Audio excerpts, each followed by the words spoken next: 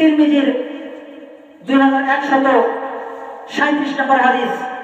এই হাদিসের ভিতরে আব্দুল্লাহ ইবনে মাসউদ বর্ণনা করছেন যে ওই ফেরেশতা তার জন্য 4টি জিনিস লিপিবদ্ধ করে দেয়। আল্লাহ বলে তার জন্য 4টি জিনিস ভাগ্য তার জন্য নির্ধারিত করে দাও। প্রথম কি? তার জন্য রুজি, রিজিক।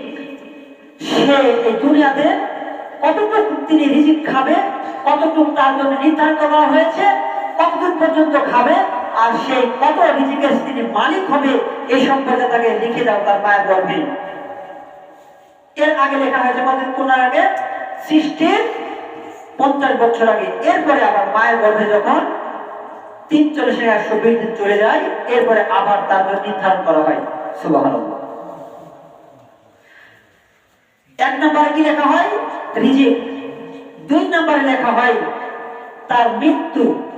তার মৃত্যু হবে এবং কোথায় হবে, কোন জায়গায় হবে, কিভাবে হবে, কখন হবে, কোন সময় হবে, বিস্তারিত ভাবে লিখে দেওয়া হয়। সুবহানাল্লাহ।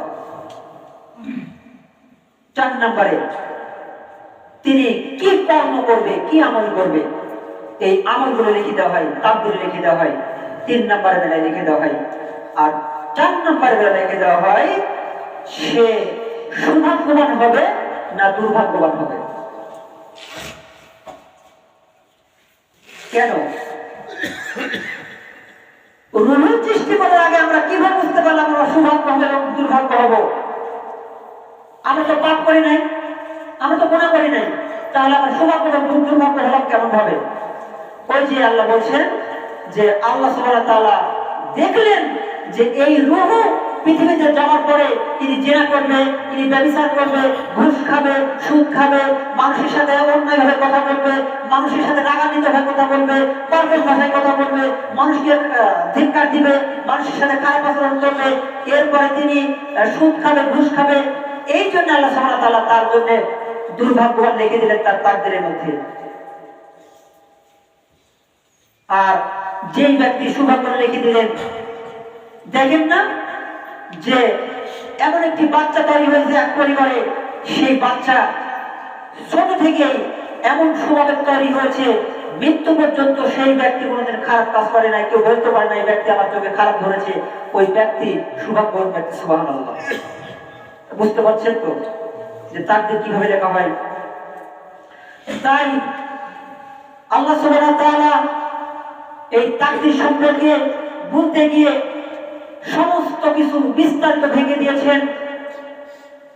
রাসূল সাল্লাল্লাহু আলাইহি ওয়াসাল্লাম তিরমিজির 2138 নম্বর হাদিসের ভিতরে বলছেন, ওয়া কুল্লু মাওলাদিন ইউলাদু, প্রতিটি শিশু ফিতরাতের উপর জন্মগ্রহণ করেন। মিলাদু আলা ফিতরাতিন, মিলাদু আলা ফিতরাতিন, প্রত্যেকটা শিশু ফিতরাতের উপর জন্মগ্রহণ করেন। কি ফিতরাত? মিল্লাত ইব্রাহিম ওয়া সামাকুমুল মুসলিমিন। আমার মিল্লাতের ইব্রাহিম ছিলেন একজন মুসলিম। এই মিল্লাতের উপরে প্রত্যেকটা শিশু জন্মগ্রহণ করে। আর সাহাবীরা প্রশ্ন করলেন যে রাসূলুল্লাহ, আবু হুরায়রা বলছেন ইয়া রাসূলুল্লাহ, যে সন্তান শিশুকালে মারা যায়, হিন্দুর ঘরে হোক, বৌদ্ধের ঘরে হোক, খ্রিস্টানের ঘরে হোক, ইহুদির ঘরে হোক, নাসারের ঘরে হোক, বৌদ্ধের ঘরে হোক, আর মুসলমানের ঘরে হোক, যে কোনো জাতির ঘরে হোক না কেন, রাসূল সাল্লাল্লাহু আলাইহি ওয়াসাল্লাম বলছেন যে ব্যক্তি শিশুকালে মারা গেল 7 বছর আগ পর্যন্ত সে মুসলিম থাকবে। সুবহানাল্লাহ।